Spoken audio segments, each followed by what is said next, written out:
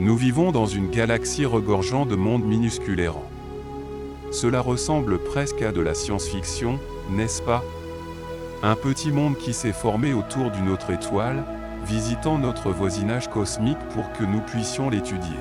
Et la fréquence de ces visiteurs n'a fait qu'augmenter au fil des années et des décennies.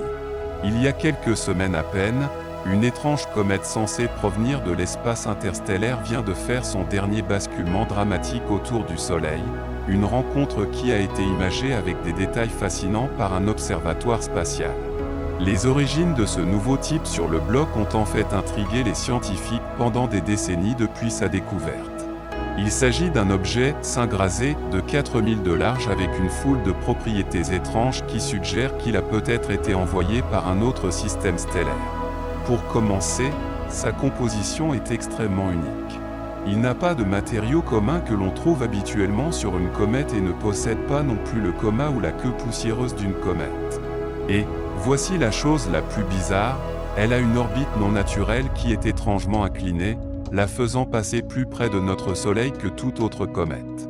Les observations ont également révélé que les couleurs de la comète semblent similaires à celles d'Oumuamua, qui était le premier objet interstellaire sans ambiguïté jamais vu dans le système solaire.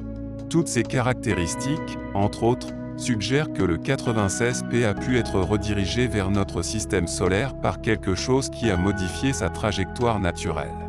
C'est quoi ce quelque chose? Est-ce un autre visiteur mystère qui restera un mystère comme l'Oumuamua? Est-ce une technologie extraterrestre d'origine artificielle?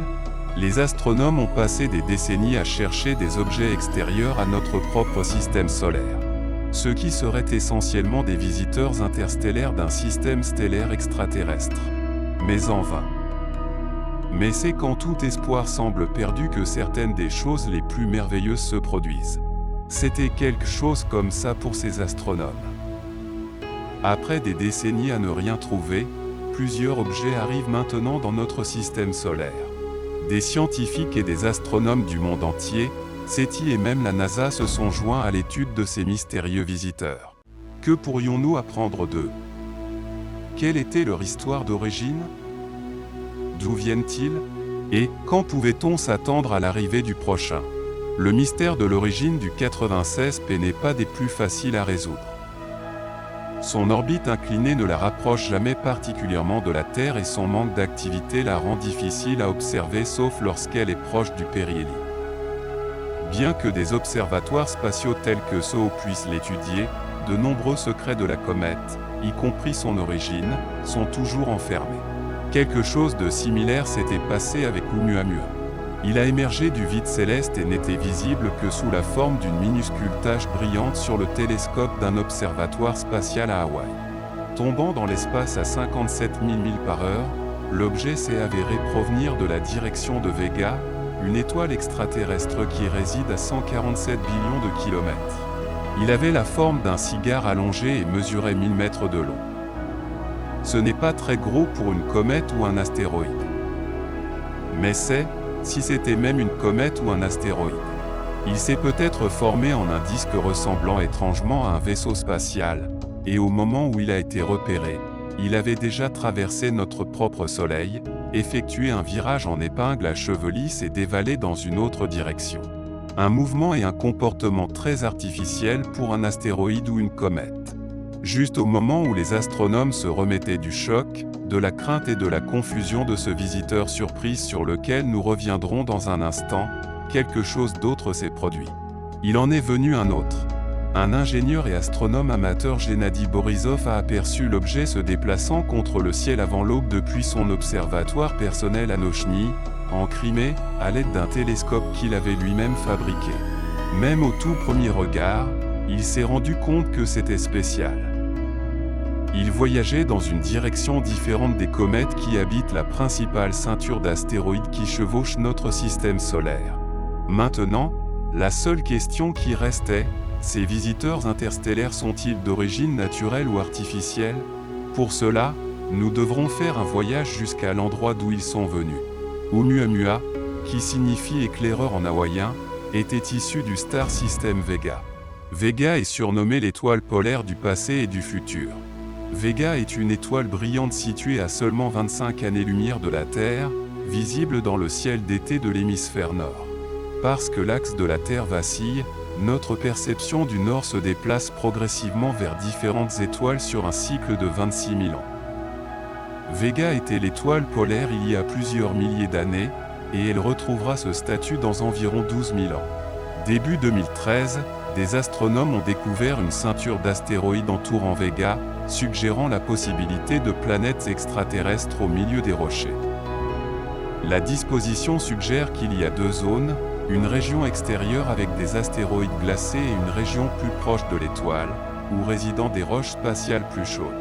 Oumuamua était l'un de ces rochers. La NASA n'a eu que 11 jours pour l'observer alors qu'il volait à une vitesse incroyable, 3 fois la vitesse à laquelle la Terre tourne autour du Soleil. Et puis, il était hors de portée, trop petit et faible pour être détecté. Il est entré dans notre système solaire et après avoir survolé la Terre, il a soudainement accéléré en sortant de notre système stellaire. En suivant Oumuamua, nous nous attendions à ce qu'il suive une orbite hyperbolique, comme si la seule force agissant sur lui était gravitationnelle. Mais ce n'était pas le cas. C'était comme s'il y avait une accélération supplémentaire, comme si quelque chose d'inaperçu le poussait, en plus de l'influence de la gravité. Deux choses en particulier ont obsédé les scientifiques. Le premier était sa mystérieuse accélération loin du Soleil, et le second était sa forme particulière. Au cours des années qui ont suivi, les revues scientifiques et les gros titres des médias mondiaux ont fourmillé de spéculations. Alors que la NASA s'efforçait de le catégoriser comme un astéroïde, puis une comète, puis un astéroïde, puis à nouveau une comète, il est devenu très clair que nous n'avions pas la moindre idée de ce que c'était. Nous ne le faisons toujours pas, soyons honnêtes.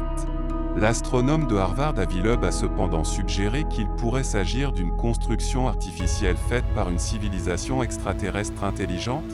Ah, enfin quelqu'un qui a osé dire ce que tout le monde pensait, parce que quoi que ce soit, une chose est sûre, ça a défié notre physique et déconcerté tout le monde. Après avoir atteint son point le plus proche du Soleil, l'objet a commencé à quitter le système solaire à très grande vitesse par rapport à notre propre Soleil, soit environ 95 000 km par seconde, plus que suffisant pour s'assurer qu'il échapperait à la gravité de notre étoile. Mais, même avec une vitesse aussi massive, elle a accéléré de manière très douce et régulière, totalement contraire à ce que l'on attend d'une comète rugueuse et irrégulière lors du dégazage de ses glaces.